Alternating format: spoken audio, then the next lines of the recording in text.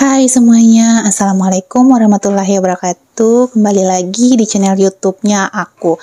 Nah, di video kali ini teman-teman, aku mau bagi tentang dunia kehamilan karena di sini dunia kebidanan lah lebih tepatnya, karena di sini aku sebagai seorang bidan. Jadi aku mau jelasin tentang pemeriksaan kehamilan. Oke teman-teman, disimak video selanjutnya. Oke teman-teman, di sini aku akan share untuk pemeriksaan kehamilan. Jadi teman-teman apabila tidak datang haid selama 3 bulan berturut-turut, maka segera periksa ke dokter atau ke bidan.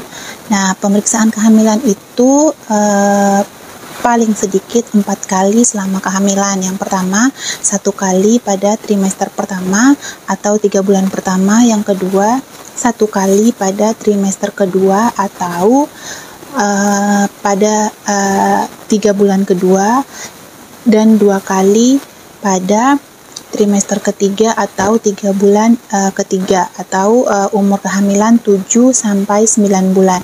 Nah, teman-teman, ada 10 hal penting yang teman-teman harus lakukan pada pemeriksaan. Biasanya bidan akan melayaninya. Yang pertama, pastikan untuk pengukuran tinggi badan yang cukup 1 kali pada awal pemeriksaan. Nah, tinggi badan yang kurang dari 145 cm, maka faktor resiko panggul sempit, kemungkinan sulit melahirkan secara normal. Selanjutnya, penimbangan berat badan setiap kali pemeriksaan. Nah, sejak bulan keempat, pertambahan berat badan ibu hamil itu paling sedikit 1 kg per bulannya. Nah, pengukuran yang kedua adalah pengukuran tekanan darah atau tensi. Nah, tekanan darah normal ibu hamil itu ialah rentangnya antara 120 per 80. Nah, bila tekanan darahnya lebih besar atau sama dengan 140 per 90, ada faktor resiko hipertensi atau tekanan darah dalam kehamilan. Jadi, normalnya itu harus di bawah 120 per 90 atau rentangnya antara 120 per 80. Itu normal tekanan darah bagi ibu hamil. Nah, yang ketiga teman-teman, pengukuran lingkar lengan atas atau biasa disebut dengan pengukuran lila. Nah, pengukuran lila bila kurang dari 23,5 cm menunjukkan ibu hamil menderita KEK atau kekurangan energi kronik. Ibu biasanya ini akan beresiko akan melahirkan bayi dengan berat badan lahir rendah.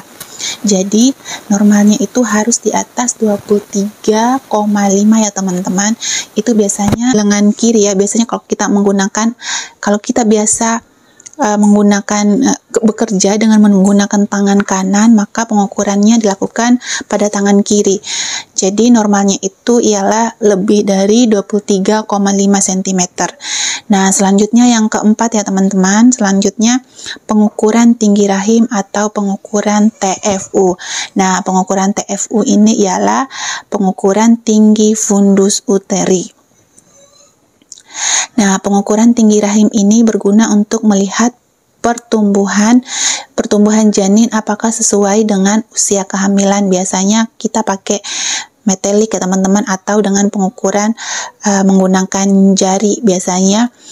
Nanti aku jelasin untuk ukuran persentinya itu menunjukkan usia kehamilan berapa minggu. Nah, selanjutnya yang kelima ialah penentuan letak janin atau presentasi janin dan penghitungan denyut jantung janin atau DJJ. Nah, apabila pada trimester ketiga bagian bawah janin bukan kepala atau kepala belum masuk pintu panggul, kemungkinan ada kelainan letak atau ada masalah lain.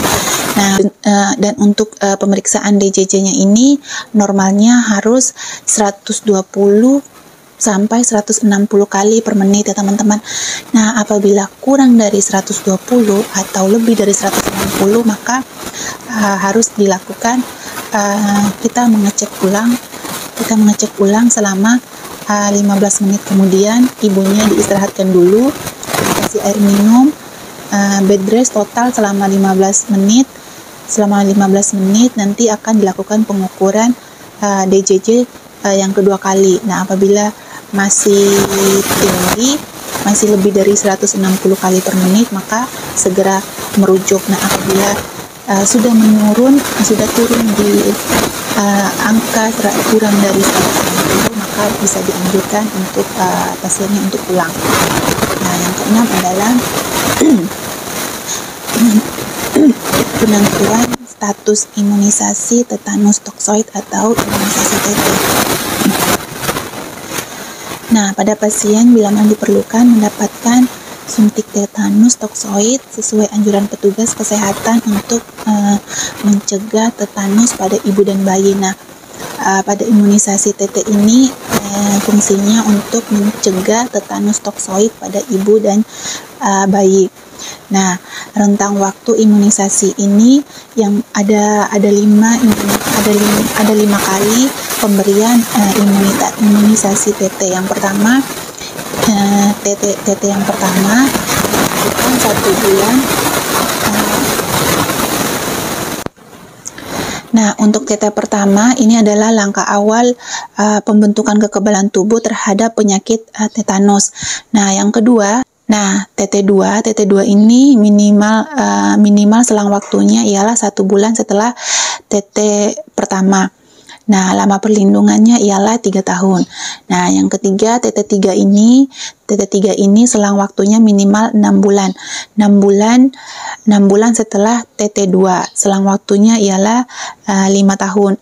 Nah, yang keempat, TT4 ini ialah 12 bulan setelah TT3. Lama perlindungannya ialah 10 tahun. Dan yang TT5 ini adalah 12 bulan juga setelah TT4. Lama perlindungannya ialah lebih dari 25 tahun. Nah, dan yang ketujuh ini adalah pemberian tablet tambah darah. Nah, pemberian tablet tambah darah pada ibu hamil diberikan sebanyak 90 tablet minimal selama kehamilan. Nah, setiap harinya itu harus diberikan minimal 1 tablet ya teman-teman untuk pemberian tablet tambah darah ini untuk mencegah anemi atau kekurangan darah pada ibu hamil. Dan yang ke-8 ialah tes laboratorium. Nah, tes laboratorium ini ada tes golongan darah. Tes golongan darah ini untuk mempersiapkan pendonor bagi ibu hamil bila diperlukan. Dan yang kedua ialah tes hemoglobin. Tes hemoglobin ini diperlukan untuk mengetahui apakah ibu hamil anemi atau tidak, kekurangan darah atau tidak ya teman-teman, begitu maksudnya. Nah, yang ketiga adalah pemeriksaan urin atau pemeriksaan air kencing. Dan yang selanjutnya adalah tes pemeriksaan darah lainnya, biasa disebut dengan triple eliminasi. Triple eliminasi ini ada HIV, sifilis, dan HBsAg atau hepatitis ya teman-teman. Serta pemeriksaan malaria juga apabila diperlukan. Nah, selanjutnya ialah yang 9 ini adalah konseling atau penjelasan, artinya bidan memberikan penjelasan konseling kepada pasien, kepada keluarga pasien mengenai kehamilan, persalinan, mengenai inisiasi menyusui dini, mengenai nifas, mengenai ASI eksklusif, perawatan bayi baru lahir, KB, dan imunisasi pada bayi. Ini kita memberikan konseling supaya keluarga pasien setidaknya ada gambaran tentang perawatan ibu hamil seperti yang dijelaskan tadi ya teman-teman. Nah, setelah itu yang terakhir adalah yang ke-10.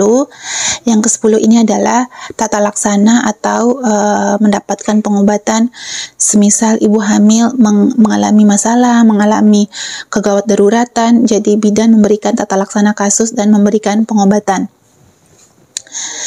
Nah, oke teman-teman, di video kali ini ada 10 hal penting yang teman-teman harus perlu tahu apabila melakukan pemeriksaan di awal kehamilan.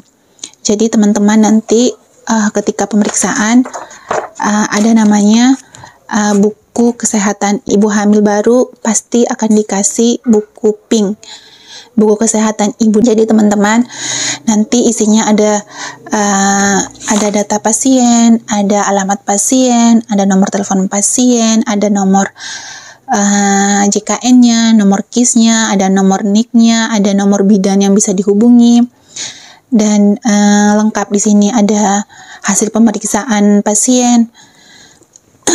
Begitu teman-teman. Oke, teman-teman, itu saja yang bisa aku share di video kali ini. Semoga bermanfaat, dan apabila teman-teman mau bertanya tentang seputar dunia kebidanan, dunia kehamilan, persalinan, dan nifas, serta KB, teman-teman boleh bertanya di kolom komentar ya teman-teman. Oke, terima kasih, sekian, dan assalamualaikum.